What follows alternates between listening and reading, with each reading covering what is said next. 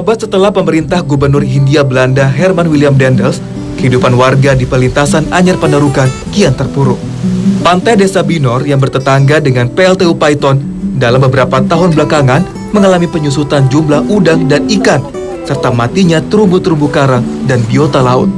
Warga Desa Binor menduga jika limbah PLTU Paiton yang dibuang di tepi pantai mereka adalah penyebab semakin berkurangnya mata pencarian warga. Dahulu, sebagian besar warga Desa Binor berprofesi sebagai pembuat terasi udang. Bahkan Desa Binor sempat mendapat julukan sentra udang rebon di Probolinggo. Namun dalam kurun waktu setahun terakhir, udang-udang di tepi pantai Desa Binor semakin berkurang. Dengan naiknya harga bahan bakar minyak, nelayan-nelayan Desa Binor banyak yang mengurungkan niat untuk melaut, mengingat hasilnya yang tidak sepadan. Alhasil, warga tinggal berusaha menjaring ikan di tepi pantai sebagai mata pencarian. Namun menjaring ikan juga bukan tanpa persoalan. Jumlah tangkapan ikan nelayan dalam setahun terakhir juga semakin berkurang. Jika dahulu nelayan bisa mendapat 5 hingga 7 kg ikan dalam satu hari, kini jika mendapat 1 kilo saja sudah dianggap luar biasa.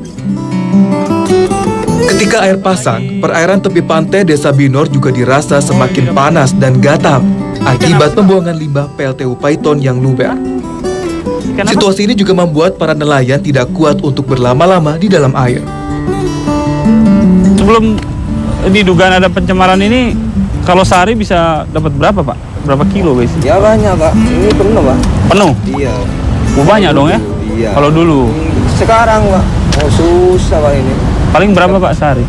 Ya, dapat. Kayak apa sekilo? Jual cuma 2 kilo, 3 kilo gitu. Sehari? Sekarang, iya. Kalau dulu berarti bisa berapa kilo? Dulu, Pak. 20, 17 gitu.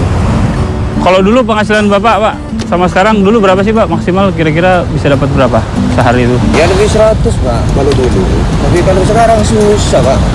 Terus berapa kira-kira, Pak, sekarang penghasilan itu? Sekarang ya 25, cuma 30 itu. 5.030. Iya. Ini kalau seharian gini cuma dapat di bawah 10 ekor gini, Ya cuma dimakan, Pak. dimakan? Iya, Nggak dijual ke pasar? Bisa dijual, Pak. Oh, berapa sekilo kalau ikan kayak gini dijual? Ya 8.000. 8.000? Kalau ikan bandeng, ya ikan bandeng 13.000. Bandeng 13. Warga Desa Binor sudah beberapa kali memprotes soal pembuangan limbah Paiton yang mereka anggap terlalu dekat dengan bibir pantai desa mereka. Namun sampai saat ini tidak ada tanggapan yang nyata dari pihak PLTU untuk memperbaiki sistem pembuangan limbahnya. Kini, ribuan penduduk Desa Binor hanya bisa pasrah dan meratapi keadaan yang semakin mengancam kelangsungan hidup mereka. Tahun berapa, Pak, diduga memang kalau pencemaran ini? Saya lupa, tidak tahu persis, kira-kira 2 tahunan. Kira-kira itu. 2 tahun terakhir ini ya? Iya, iya. Oh, dari mulai saat itu juga nih mulai kerasa kalau ikan sudah mulai berkurang. Iya. Terutama di musim-musim udang rebon untuk terasi, itu drastis sekali perubahannya. Susah warga Susah dapat sini ya? Karena apa?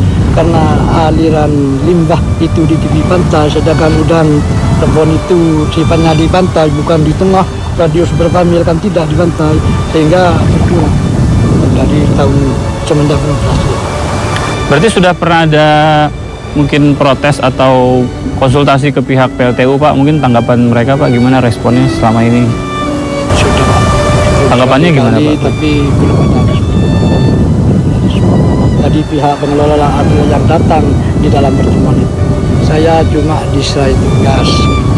Sedangkan ini dari orangnya yang bicara di pertemuan itu. Terus berkali-kali ya tidak ada respon. Ya titik mati lah. Kalau dari pemerintah sendiri, Pak? Pemkab sendiri pernah mengadu ke Pemkab soal ini? Mungkin dari kepala desa sebagai perantara gitu? Oh sudah. Itu mah, itu kan di dalam rapat kepala desa. Ya jawabannya sampai di ini ya seperti itu. Sejak 3 tahun lalu itu, Pak, sudah protes. Ya tidak ada respon. Solusi ininya, Pak? Ya bagaimana aliran limbah ini jangan dibuang di tepi pantai. Bagaimananya di sana kan ahli teknis apa agak ke tengah, sehingga habitat yang ada di depan radius berapa meter dari ini diselamatkan.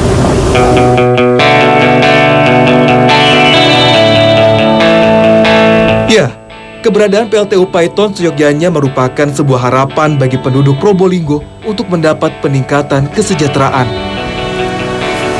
Meski pada kenyataannya tidak demikian, harapan belumlah pupus. Kini tinggal bagaimana pemerintah sebagai pengelola negara serius atau tidak dalam berperan. Bagaimana memaksimalkan potensi daerah yang menjadi harapan penduduknya menuju gerbang kesejahteraan.